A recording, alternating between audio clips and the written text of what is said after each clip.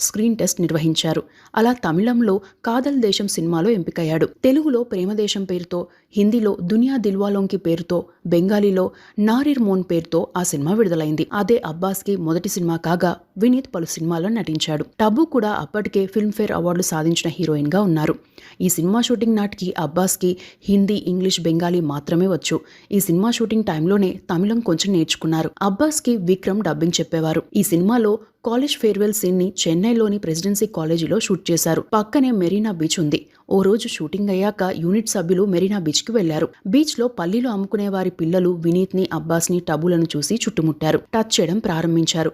ఆ టైంలో ఓ మహిళా డాన్సర్ ఆ పిల్లలను బెదిరించింది. దీంతో ఆ పిల్లలు సమీపంలోని తమ ఊళ్ళోకి వెళ్లి ఊళ్ళోని వారందరినీ తీసుకొచ్చారు. వారు చాలా ఆవేశంతో కర్రలు పట్టుకుని దాడి చేసేందుకు వచ్చారు. వినీత్, అబ్బాస్, కాతిర్ తదితరులు వారికి సర్ది చెబుతున్నా వినిపించుకోలేదు. తమ పిల్లలను బెదిరించిన లేడీ డాన్సర్ కోసం వెతుకుతున్నారు.